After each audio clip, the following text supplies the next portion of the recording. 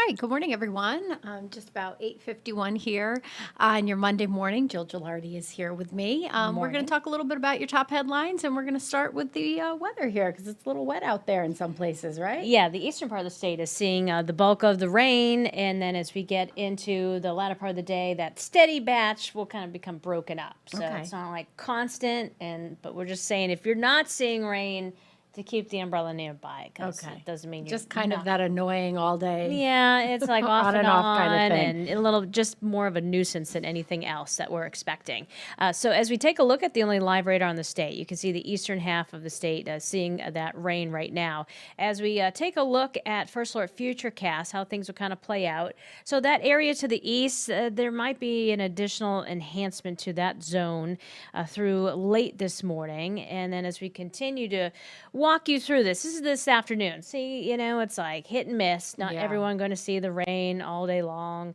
And we're expecting the rain showers to kind of wrap up this evening. Notice northwest, though. You got a little pink, a little blue. So a few wet snowflakes could mix in as Oh, wow. colder air starts to move in. So, yeah, 'tis the season for our first big cold snap out there. And as we settle into tonight, we'll start to clear on out and really chilly air starts to build in. But let's recap today. Temperatures hanging out in the 50s. Today's the last warm day. And what I'm going to have to do today, which I have not done yet, is all those spigots, the water needs to be turned off to them. Oh, the outside for sprinklers outside. Yeah, all Yep. those, if you have a hose connected, all those things that just winterize. Yep. Because I've been hesitant to do so because I have to put water in bird baths, and I'm like, I don't want Right. to have to bring the thing inside. Yep. So I've been waiting to the last minute, but now is going to be the time because it's going to be a lot colder tomorrow, and then Okay, that's good staying advice. cold. So yeah, today's the last warm day. So in between the rain, deal with whatever you need to winterize. So showers as we get into the afternoon hours, and then as we look at the shoreline, a little bit warmer with afternoon showers before we start to see that cold air build in. And you can clearly tell where the cold front is just by looking at this, because you look at the green. Okay, it's too warm to support snow, but look back to the west. Yeah. Ooh, it's chilly back there. Scott was showing that this morning that it was like 20 degrees. Oh, yeah, there you go. There it 27 is. degrees in Buffalo. Yeah. It's crazy. So that's the cold air that's coming our That's way. coming. So it's just lurking back to our west. As we take a look at just First Alert Futurecast At with Albany. temperatures. Here we go. It just takes over going into Veterans Day. There's even a freeze warning. I know you're down at the shoreline. Yep. The growing season is officially going to be probably coming to an end tonight with the kind of cold air that's coming in. It just hasn't quite gotten there yet, but it's going to happen.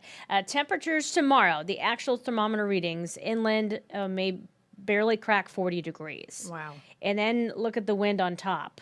That's gusts over 30.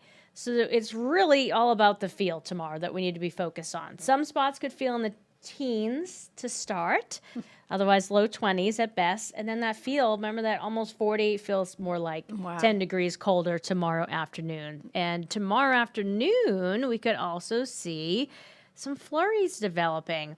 The clouds start to develop, and it's blips of blue here and there. It won't accumulate to anything, but certainly the Just first maybe some flakes flying around in the wind. It's just matching up with how chilly it is going to be out there. And once we get this little system to go through, it's just going to stay cold. Not quite as cold as tomorrow, but see the overnight lows pretty much Yeah. every night where talk about freezing temperatures. That's why it's like, okay, time to winterize.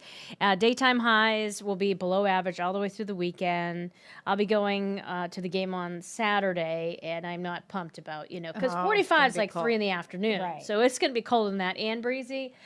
And we were cold. Yeah, we were cold the last time, and it a couple wasn't nearly weekends this ago. cold. Yeah, so I'm like, oh dear. But at least I can, we can prepare for that and dress warm. But the thick coat, you definitely is tomorrow, but it's not going away anytime soon.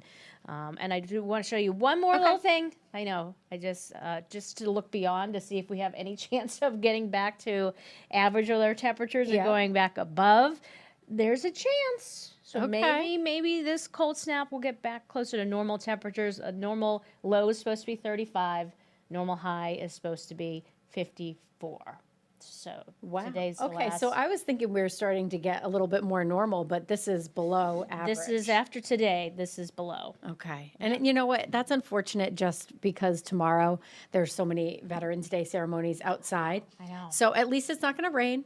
But if you are going to go out, you do have to bundle up. Oh yeah, like gloves, hats, Yeah. everything, your extremities, anything your skin exposed is going to feel that teens and 20 Yep. degree feel. All right. Jill, thank you so Yeah, much. sure Of course, our other big story this morning, the government shutdown. All eyes are on Washington right now as they're making some slow progress. They're hoping to have this sorted out by this week, but we're still seeing the impact at the airports. And so we had Anna Stansfield there this morning. Let's check in with her.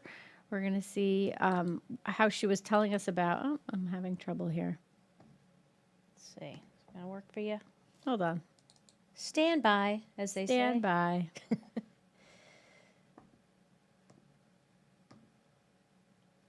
Nope, maybe it's not going to work. Let's see if we can get to. Oh, good morning. The area's large. Well, this morning here at Bradley Airport, things have been fairly smooth. You can see almost no lines at the check-in desks, basically no lines in security either. People have been in and out of there within minutes. We have already seen some cancellations on the board, though, flying to places like JFK or Chicago O'Hare, as this historically long government shutdown continues to impact air travel. Cutbacks to flights continue at 40 of our nation's busiest airports as TSA workers and air traffic controllers go on about 6 weeks with no pay. As some of those workers choose to leave their jobs, the FAA is now experiencing a shortage in the staff they need, leading to thousands of canceled and delayed flights. Transportation Secretary Sean Duffy warns so many controllers are leaving their jobs, we could see travel problems even after the government reopens. So far today, about 1,500 flights nationwide have already been canceled. Here at Bradley, we don't make the list of impacted airports, but that doesn't mean we still don't see the effects. Some connecting flights are ruining people's travel plans. Others are flying out of some of our neighboring airports, but find cancellations there, driving here to Connecticut to try and catch another flight. And now, just because we're seeing a little bit of hope that the government shutdown could be ending sometime soon, experts warn that travel troubles will continue. They want you to keep an eye on your flights in the coming weeks. The best way to do that is checking in on your airline's app on your phone to make sure if there's any delays or cancellations, you can get ahead of them. I'm your reporter at Bradley International Airport, Anna Stansfield, Channel 3 Eyewitness News. All right, of course, we'll be keeping you updated throughout the day on the government shutdown and any progress that we see out of Washington.